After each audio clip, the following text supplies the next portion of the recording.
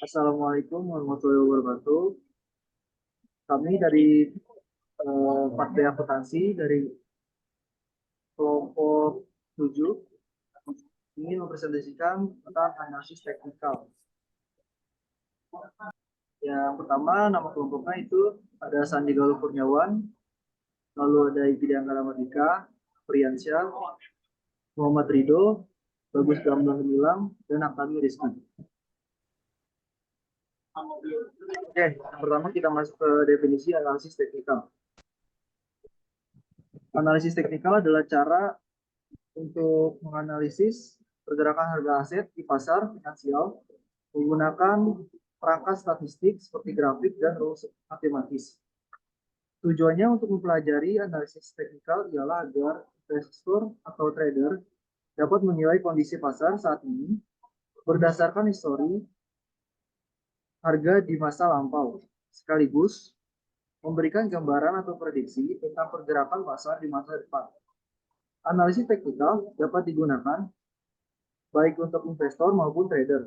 Meskipun tujuan mereka berbeda, bagi investor, analisis teknikal dapat membantu untuk menentukan kapan saat yang dapat saat yang tepat untuk membeli suatu saham guna disimpan dalam jangka panjang.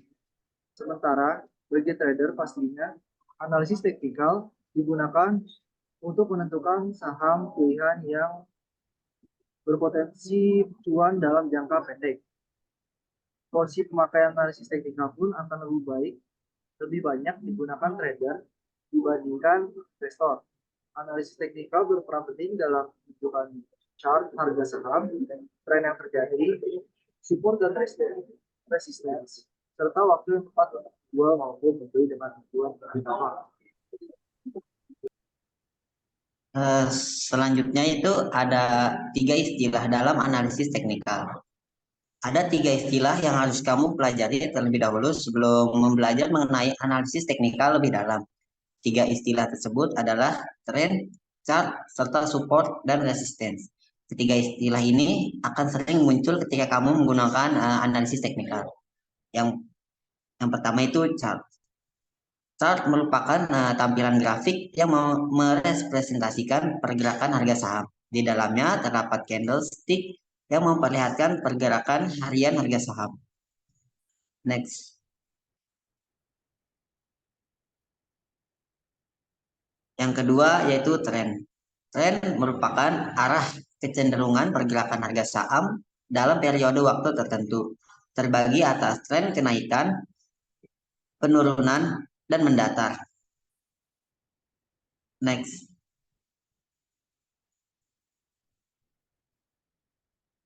Dan yang terakhir itu support dan resisten. Support merupakan batas terendah yang menjaga saham agar tidak turun kembali. Sementara resistance merupakan batas tertinggi yang menjaga harga saham agar tidak terus naik.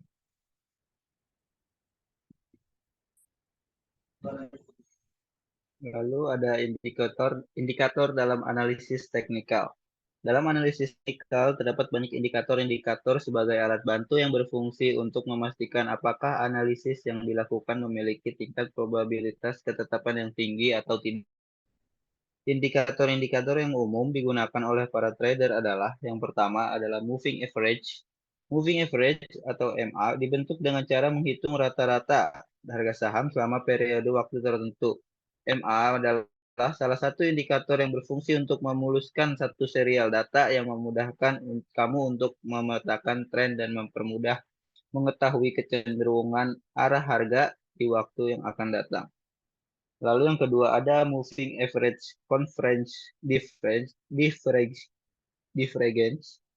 MACD adalah indikator momentum mengikuti tren yang menunjukkan hubungan antara dua moving average garis MACD dihitung dengan mengambil perbedaan antara periode panjang dan periode pendek dari rata-rata bergerak eksponensial. Lalu yang ketiga ada stochastic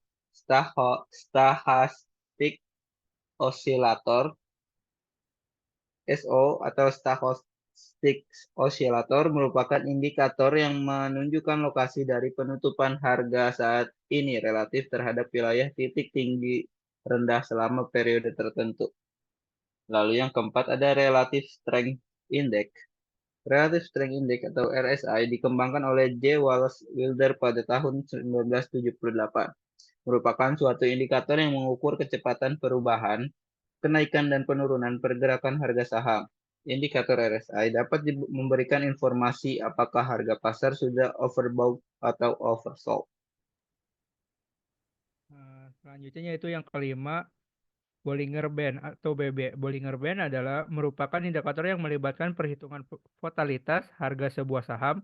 Pada dasarnya, indikator ini menganalisis apakah pasar sedang ramai atau tenang, sehingga strategi yang akan digunakan untuk pasar dapat ditentukan. Indikator Bollinger Bands juga sering digunakan untuk menunjukkan apakah pasar sedang bergerak sideways atau trending. Selanjutnya yaitu yang keenam, volume. Volume dalam transaksi saham merupakan indikator yang berfungsi untuk menunjukkan jumlah perdagangan atau transaksi yang terjadi dalam perdagangan di suatu sesi. Atau dengan kata lain, volume perdagangan saham menunjukkan jumlah total perpindahan uang baik yang terbeli maupun yang terjual. Yang terakhir yaitu Fibonacci Retracement. Fibonacci Retracement adalah sebuah alat analisis yang digunakan oleh trader saham untuk melakukan pendekatan analisis teknikal. Indikator ini merupakan hasil pengembangan dari perbandingan rasio pada deret bilangan Fibonacci. Selanjutnya ada kelebihan dan kekurangan analisis teknikal. Beberapa keunggulan analisis teknikal yaitu bisa diterapkan pada semua market, time frame, instrumen, pola grafik, osilator, serta beragam indikator lainnya. Lalu tidak perlu pemahaman secara detail untuk menerapkan analisis ini. Tidak sama dengan fundamental di mana kamu mesti paham sebelum benar-benar mengaplikasikannya. Lalu analisa teknikal akan membuat pengamatan risiko atau risk observation secara lebih mudah. Ini berkat tingkat penggerakan atau volatilitas terlihat lebih jelas lewat chart dibandingkan angka. Para trader memperoleh penafsiran secara visual. Penafsiran tersebut didapat lewat pergerakan atau perubahan market secara jelas. Analisa ini juga memberikan gambaran seperti apa potensi bearish dan bullish. Ini disebabkan karena sebenarnya harga yang menyesuaikan time frame. Selanjutnya, setiap ada kelebihan pasti terdapat kekurangan. Begitu juga analisis yang sangat populer di kalangan trader ini. Beberapa kekurangannya yaitu penafsiran cenderung subjektif. Bentuk harga bisa ditafsirkan ke dalam beragam cara. Untuk penafsiran bullish mempunyai kemungkinan yang sama dengan yang terjadi pada bearish. Hal ini menjadikan seluruh bentuk analisis yang dilakukan hanya perkiraan terkait kemungkinan harga. Lalu asumsi dasarnya analisis tersebut berpendapat jika pola harga cenderung berulang sehingga dapat dimanfaatkan untuk mengetahui dan memprediksi pergerakan harga. Ketika di lapangan, asumsi tersebut bisa dipatahkan melalui hal-hal yang sifatnya tidak terduga di dalam pasar, misalnya ekonomi, geopolitik, serta berbagai faktor lainnya. Baik, yang selanjutnya adalah contoh penerapan analisis teknikal pada perusahaan Unilever di Indonesia. Nah, untuk melakukan analisis teknikal ini, kita bisa melihat beberapa indikator seperti pivot point, serta indikator teknikal yang terdiri dari Relative Strength Index atau RSI, lalu ada Moving Average Convergence Divergence atau MACD, serta ada ATR, CCI, ADX, ROC, serta lain-lain. Lalu ada juga moving average dari saham Unilever itu sendiri. Nah, bila kita lihat data di sini, cenderung saham ini lebih baik untuk dijual karena nilai daripada saham ini terus menurun dalam beberapa tahun terakhir, khususnya di 1 tahun terakhir ini. Lalu yang selanjutnya ada grafik dari Unilever Indonesia itu sendiri.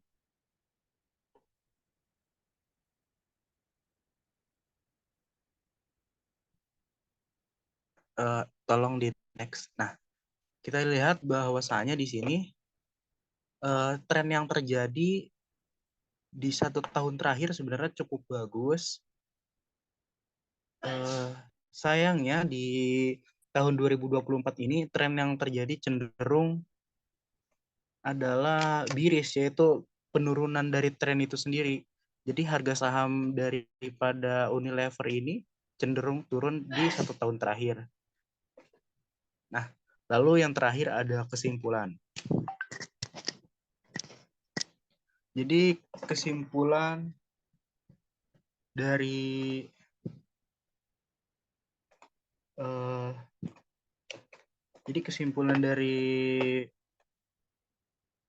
materi ini adalah analisis teknikal ini adalah bahwa metode ini dapat digunakan untuk memprediksi pergerakan harga saham dan aset keuangan lainnya berdasarkan data historis. Analisis teknikal ini menggunakan grafik dan indikator teknikal untuk mengidentifikasi pola dan tren dalam pergerakan harga.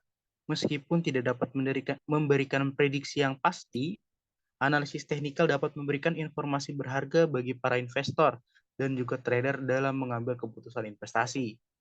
Dalam kesimpulan, makalah ini mungkin juga dapat menyoroti pentingnya penggunaan analisis teknikal sebagai alat bantu dalam pengambilan keputusan investasi.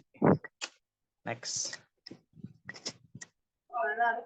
Baik, sarannya dari